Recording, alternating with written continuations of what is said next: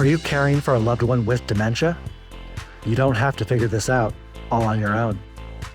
Welcome to Truth, Lies, and Alzheimer's, the show that helps you reimagine a new relationship with your loved one, a relationship a little more free of stress and anxiety.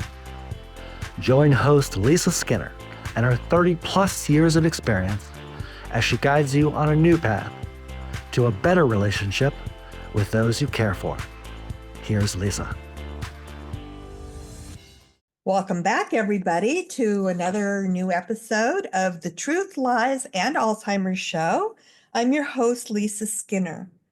And today I want to share with you some more case studies that highlight various behavioral challenges in people living with Alzheimer's disease and dementia, and then give you effective strategies in case these situations arise. Now, one of the things I want to emphasize, and I've mentioned this many, many times before on other episodes of the Truth, Lies, and Alzheimer's Show, is some of the strategies and the techniques that I offer and share with you don't necessarily work for every given situation. And this is why I can't overstate that we all need to assemble a really strong toolbox, because what will happen is I'll give you a suggested strategy for a situation that comes up. You might try it sometimes and it'll work beautifully and diffuse the situation from escalating any further, but other times it just won't. We're dealing with human beings here, and they have their good days and their bad days, just like the rest of us. So what might be effective in one situation, if that same exact scenario happens again and you try the technique I share with you, it just might not work that time. So the goal here is to give you enough strategies that if something doesn't work, you have other tools to choose from that are already within your toolbox. And of course, it stands to reason that the more of these tools you have to pull from, the better chances you have of diffusing any given situation. And that's the entire goal here, is to just be equipped and prepared as best you can, because these situations can prove to be very difficult. And part of the reason is that not every solution will always work in any given situation. So here is a case study that the woman suffers from emotional outbursts. And last time I presented this case study episode, I mentioned that these are all true stories of things that actually do come up on a day-to-day basis at any given time, unexpectedly, not really sure what the trigger was. These behaviors just show up out of the blue. And so this woman, I'll call her Ethel, she's 81 years old, and she is in a moderate stage of Alzheimer's disease. And the challenge here is she experienced a sudden emotional outburst, often crying or becoming angry over minor frustrations, which leaves her caregiver unsure how to respond. And she does this frequently. So here are some intervention strategies for this particular situation if it happens to you. So one of the things that we'll need to pay attention to and focus on is try to identify what triggered that sudden emotional outburst. It could be one of many, many, many things. So, what I recommend is that you, as a family member or you, as a caregiver, start keeping a journal to track when and why these emotional outbursts occur. Identifying specific triggers such as changes in routine or unmet needs. And this will be a little challenging at first until you start to recognize patterns of what sets the person off displaying whatever the behavior might be. And in this case, it's an emotional outburst. And then once you start seeing patterns, it'll be easier as time goes on to, if that emotional outburst happens and go, oh, this triggered it last time. Maybe it's the same thing today. But you're going to have to go through a process of elimination to kind of dial that in. So, first and foremost, as a caregiver, you definitely want to offer comfort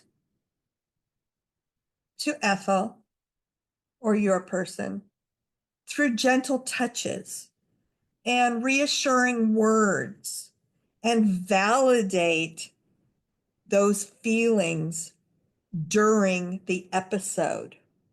Activities like listening to soothing music or gardening were introduced to Ethel, so she would be able to express her emotions in a healthier way.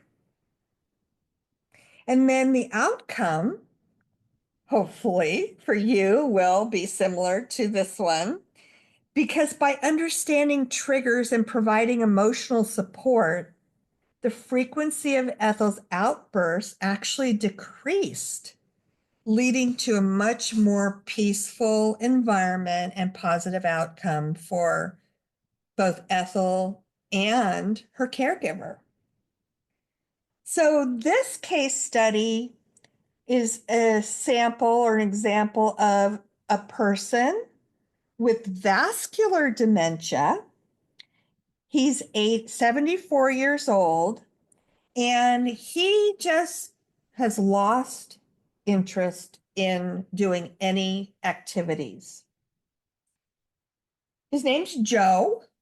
So Joe was once an avid golfer and socializer, but he started to show disinterest in activities that he previously enjoyed, leading to social isolation.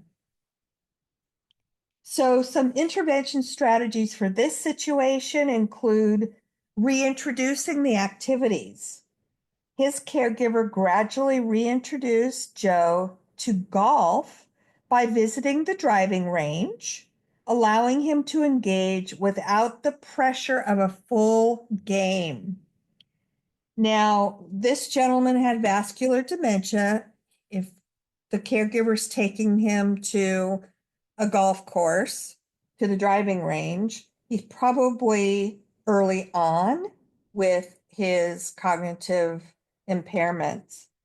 But this is just an example of an intervention that worked, and you can modify it to the stage that the person you care for is in at the time.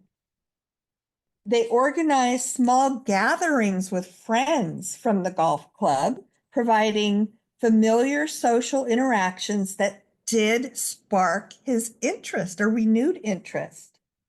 And then exploring new activities, such as painting or puzzles, helped Joe discover new interests that he could enjoy at his own pace. And that is an operative statement. At his own pace. He just doesn't have the cognitive abilities that he once had. And sometimes we forget that about our people that we care for. So we have to meet them where they are in their stage. So the outcome for Joe was, with gentle encouragement and social support, Joe did begin to participate in activities again, significantly enhancing his mood and reducing his feelings of isolation, which is so incredibly important for people living with dementia. The next story, the scenario is difficulty with personal care. And we see this a lot in people living with Alzheimer's disease and dementia. And this lady, Sarah, she's 79 years old, and she's just in her early stage of Alzheimer's disease. But the behavioral challenge is that Sarah resisted assistance with personal care tasks, such as bathing and dressing, leading to hygiene issues and caregiver frustration. So, a great intervention strategy, and I have seen this work over and over and over again, and I've actually talked about it pretty frequently, is creating a regular routine. A consistent daily routine was established for Sarah, incorporating personal care tasks at the same time each day to foster predictability.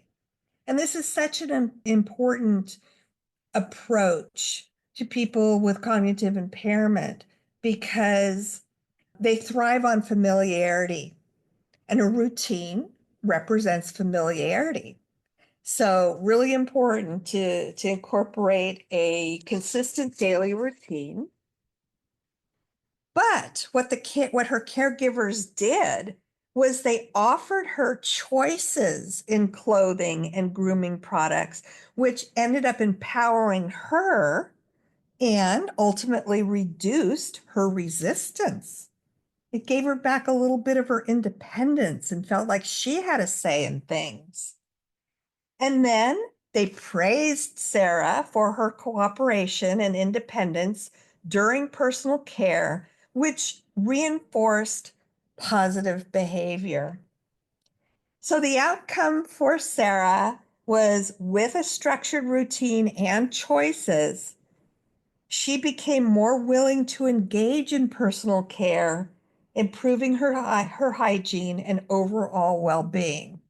Is that going to work every single time somebody becomes resistant to wanting to take a bath or a shower or get dressed or brush their teeth or all the other personal hygiene services we provide for the people we're taking care of? No. But this is a fundamental, proven technique that has shown to work. But you might need to have a few other strategies and techniques in your toolbox to pull out if that doesn't work at any given time. Michael is a 77-year-old man with Alzheimer's disease in his moderate stage. And the behavioral challenge here was due to his cognitive decline and his frequent forgetfulness.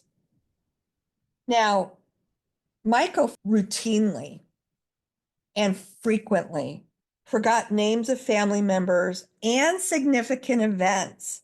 And that led to tremendous frustration and embarrassment during family gatherings. So the caregiver, their intervention strategy for this particular episode, created a memory book filled with photos and names of his family members, along with significant events for Michael to reference. Gave gentle reminders about family members and events during conversations, using cues to jog his memory. And it was effective. Then they encouraged Michael to share stories about his life And this helped reinforce connections with his family, allowing for cognitive engagement. And that's an ultimate goal for us. The outcome for Michael was in using these memory aids and storytelling, not only helped him remember his family members better, but also strengthened his emotional connections with them. This lady, she's 80 years old and she has Lewy body dementia. And she has been having some reactions to medications that she's on. So the behavioral challenge was in that she was having paradoxical reactions to certain medications, which stands to reason why she was showing and displaying increased agitation and anxiety instead of relief. So what that caregiver did was monitored these negative reactions by maintaining detailed notes on every time she was given the medication and the reaction that followed, and then shared this information with her healthcare provider. The caregiver worked closely with healthcare professionals to adjust her dosages and switch medications, finding alternatives that better suited her needs. And then by trying some different holistic approaches versus pharmaceutical approaches, and she tried aromatherapy and relaxation techniques like hand massages. Those were introduced to help manage her anxiety without relying solely on medication.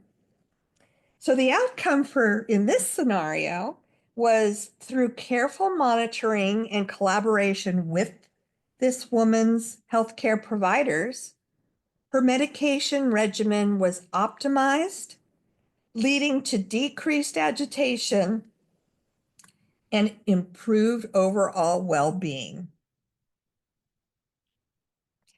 Here is a study that looks at, or a case scenario that looks at compulsive behaviors, which happen a lot. This is Steve. He's 82 years old, and he has frontotemporal dementia. And if you're not aware, frontotemporal dementia is the brain disease that attacks the temporal lobe of our brain, which is in the front part of our head. And it really will impact our emotions, our thought processes, our ability to reason situations out. And in most cases, in a lot of cases of frontotemporal dementia, the person ends up reacting on pure raw emotion because they've lost a lot of the ability to differentiate between a big deal and something that's not that big a deal, like we do when we have a healthy brain. Everything tends to be a big deal to them in a lot of situations. So Steve developed compulsive behavior, and some of the things that he was doing was he was repeatedly checking doors and windows, which of course created distress for both himself and his caregivers. So the intervention strategy that his caregivers tried was to offer a structured routine, which again is a consistent daily routine established to provide structure. It worked in this particular behavioral situation.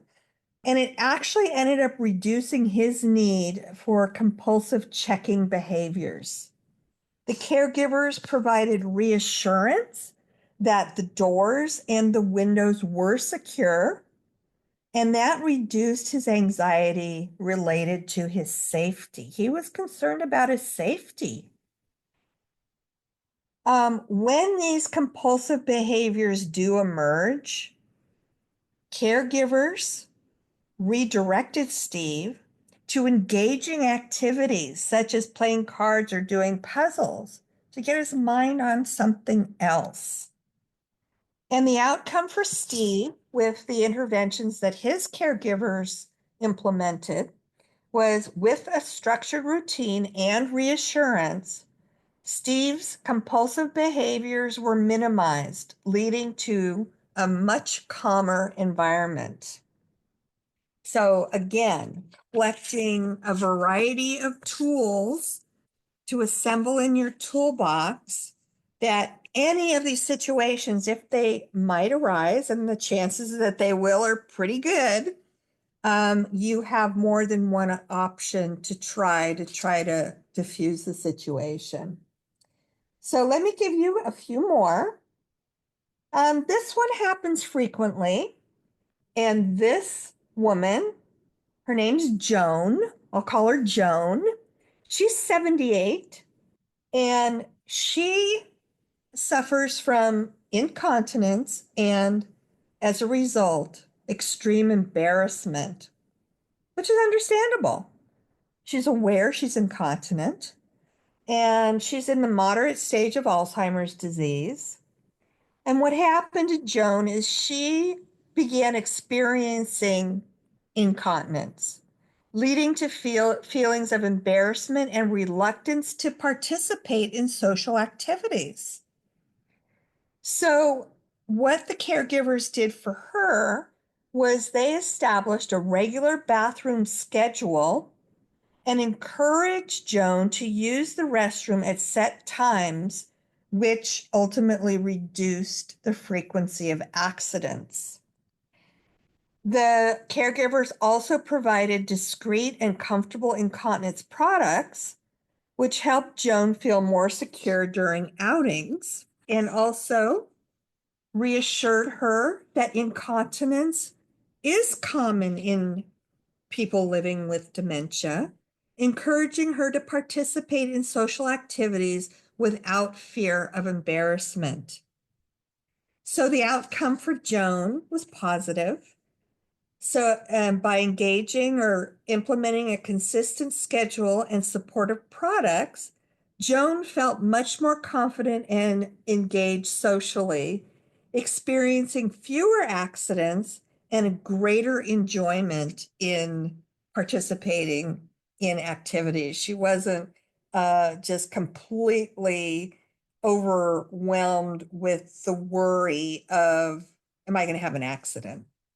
I've seen this strategy used so many times in care homes where people who do have incontinence problems are put on a toileting schedule, and it's effective. So that's one thing that y'all can try.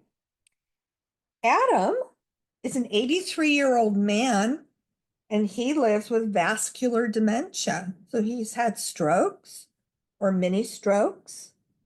And his behavioral challenge is that he is often fixated on past events, frequently reliving memories of his military service, which sometimes leads to distressing emotions for him.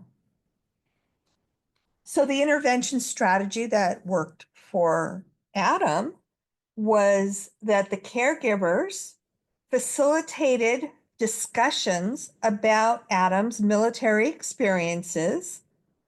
This is called memory sharing, allowing him to express his feelings and thoughts by talking about his military experiences and processing those feelings and thoughts. Then they created a memory box, which contained photos and memorabilia from his service in the military, which provided for Adam a tangible way to engage with his past positively. When fixation leads to distress, caregivers can gently redirect conversations to more current topics or activities that the person has enjoyed. And the outcome for Adam was by allowing him to share his memories in a supportive environment, the caregivers helped him process his emotions, leading to a reduction in distressing fixations. The next example is in displaying anger and frustration. And this is Lola. She's 78 years old, and she's in her early stage of Alzheimer's disease. And what Lola was displaying is expressed anger and frustration, particularly when a task became overwhelming or challenging, impacting her interactions with her caregivers. So their intervention strategy was to provide supportive empathy and patience and validating her feelings. And this is important, without dismissing them. They validated them. They acknowledged, they understood what she was feeling and why she was feeling the way she was feeling.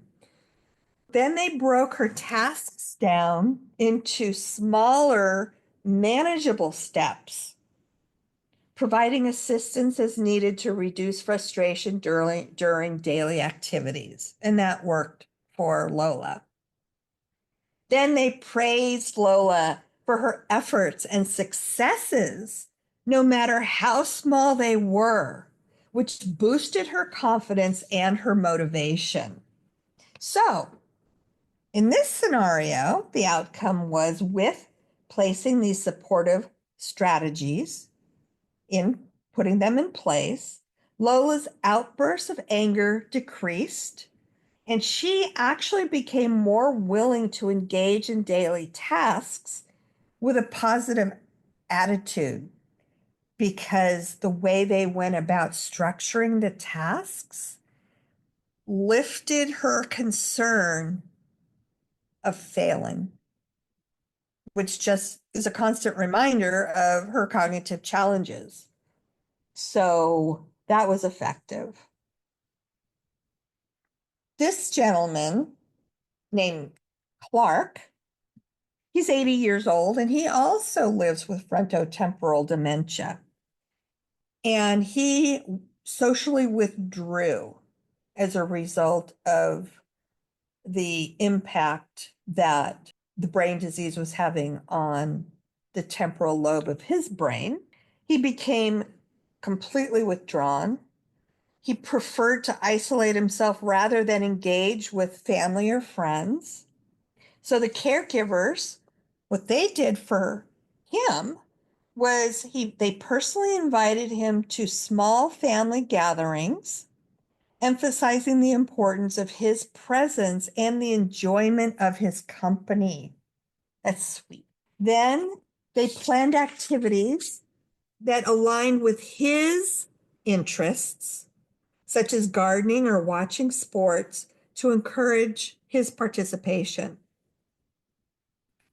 The caregivers then facilitated connections with familiar faces, ensuring that interactions were comfortable and enjoyable to Clark. So the outcome in this example was that gradually Clark began to engage more with his family and friends, thus reducing his feelings of isolation and enhancing his overall quality of life. I'm going to share one more with you.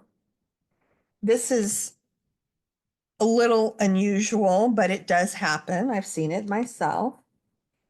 And this woman, I'm going to call her Emily. She's 82 years old, and she suffers from Alzheimer's disease.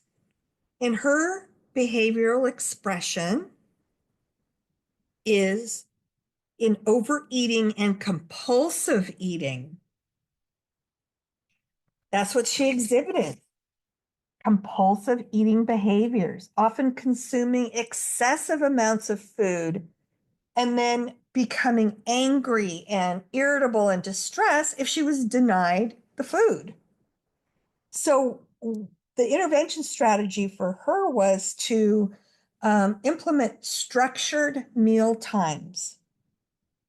They established regular meal and snack times to create a predictable eating schedule, helping to manage her cravings. They made healthy snacks readily available for her, and they also allowed her to snack between meals without overindulging.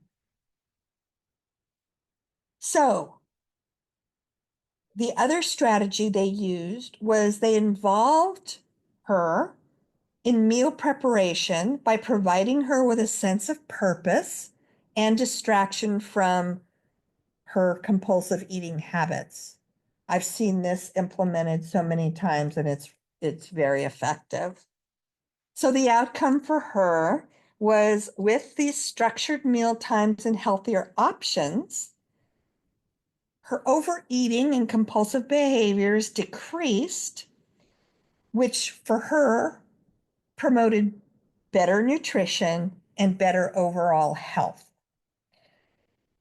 Seems like she was afraid that if she didn't eat something and indulge in it, then that was probably the last meal she might ever get. And with the strategies they implemented, she realized there'd always be food for her, and it kind of, helped with those behavioral expressions. So I don't want to overwhelm you by giving you too many tools and too many strategies. It's a lot to digest, but I'm going to continue providing these for you, so eventually you will have an arsenal of tools in your toolbox to use when these situations arise. So that'll be our episode for The Truth Lies in Alzheimer's today. I'm Lisa Skinner, your host, and I want to take a moment to thank everybody for spending part of your day with me.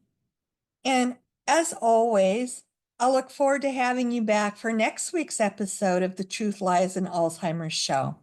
So till then, I'm Lisa Skinner, your host, and I hope you all have a wonderful and positive and blessed week. See you next week. Bye-bye. Thank you for listening to Truth, Lies, and Alzheimer's. We hope you found something in today's episode that helps. We understand that caring for a loved one with dementia can be the challenge of a lifetime, but you don't have to do it alone. If you're ready for exclusive access to even more great content and resources, head on over to Facebook and join Lisa's Minding Dementia Support Group. We're a community of like-minded caregivers, and we're here to help.